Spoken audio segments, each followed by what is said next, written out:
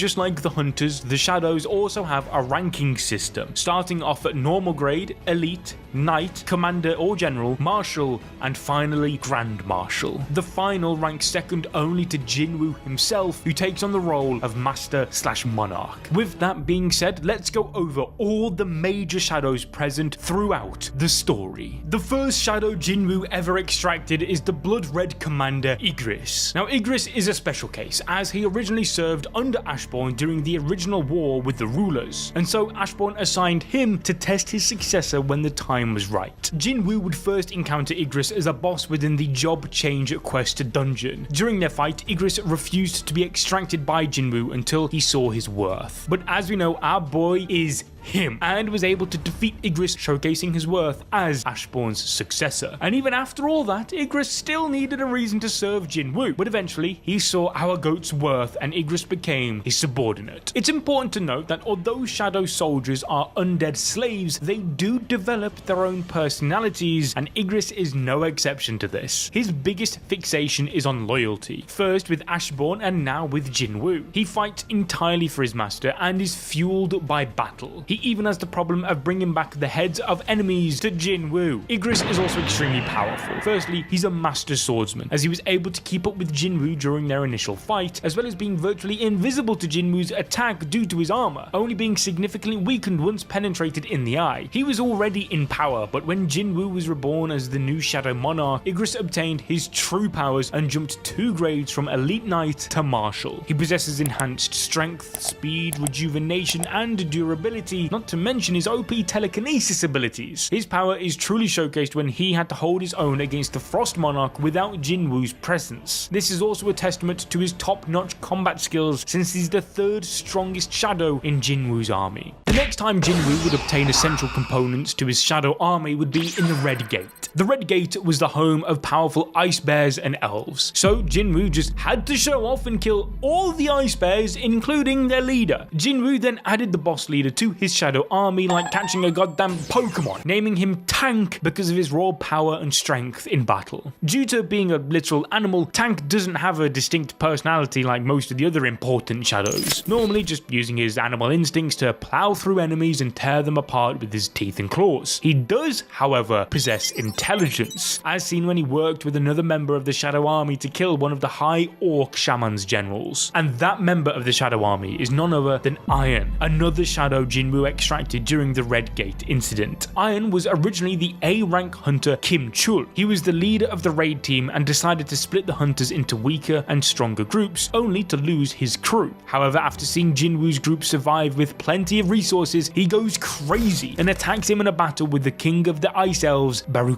He would attempt to kill Jinwoo, but would be quickly killed by Igris. And Jinwoo, seeing he couldn't handle the elf king just with him and Igris, he resurrected Kim Chul into a shadow soldier named hae-in. The shadow takes after his appearance in life, wearing the same armor and wielding the same weapons that he did as a hunter. He's a complete loose cannon, having a tendency to go overboard in battle. This normally results in excessive destruction, but he takes pride in his kills and always gets the job done. After Jinwoo's awakening, his rank was increased from Knight grade to Elite Knight grade. hae-in's strength is incredible, as his rank is comparable to that of an S-rank hunter. His enhanced strength allowed him to not only kill a giant with a single strike to its head, but also allow him to effortlessly drag the head of a lifeless Vulcan with one hand. His most unique ability is Shout of Provocation, which allows hae-in to taunt his enemies, prompting them to attack him without thinking. It's important to note, however, that this ability only works against those weaker than him, and he becomes visibly upset when it doesn't work. He would be returned to his human life after Jinwoo used the Cup of Reincarnation, having no memories of his time as the Shadow. Next up is Tusk, who Jinwoo encountered when he joined a team at the Hunters Guild while they were going into an A-rank gate, which is said to be the highest level of an A-rank,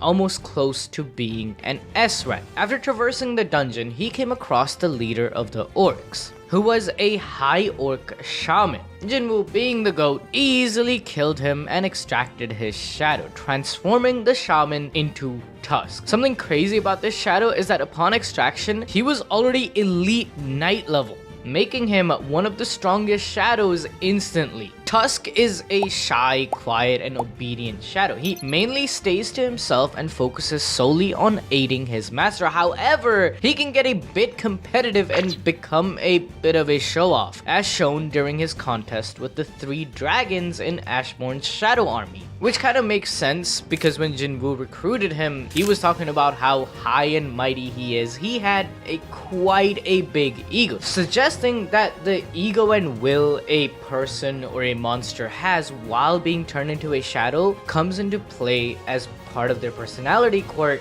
when they become a shadow. After Jinwoo's awakening, Tusk reached the grade of General, which is already on par with some of the highest S ranks. Due to Tusk being of the mage class, he has a much more versatile moveset than other shadows. Firstly, he's a master of gravitation magic, where he's able to levitate an enemy and smash them into the ground repeatedly. But his most unique abilities are his hymns, which all produce different effects in battle. Now, buckle up because this is about to get crazy. He's like the new league champ. Wait, bro got like 20 abilities. First up is the Hymn of Protection, where Tusk can create a shield around him or his target. Second is Hymn of Blazing Fire, where he shoots a wave of fireballs. Third is the Hymn of Agony, where Tusk curses an enemy with intense pain. This actually works in tandem with the next hymn, the Hymn of Frenzy, which weakens a target's defense, thus increasing the amount of damage someone takes from attacks. Then there is Hymn of Blindness, where Tusk naturally blinds his enemy. This is followed up by the Hymn of Slumber, in which Tusk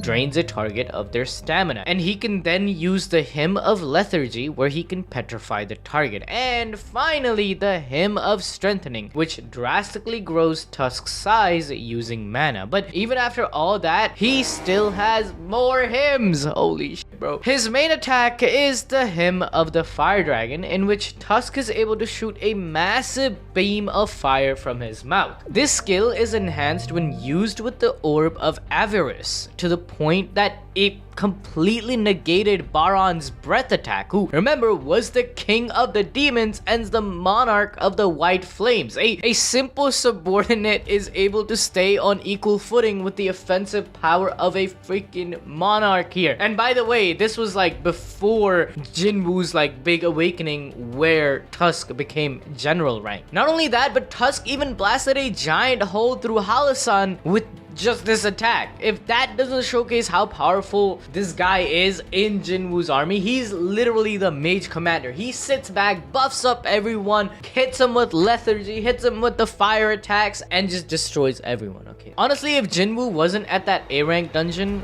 when he got there, like even hae-in probably would have had a pretty tough matchup against this guy. So he's on a completely different level. Honestly, while we're talking about how Tusk was able to negate Baron's attack, let's talk about Baron's trusty steed, the dragon Kaisel. This guy was Baron's mount.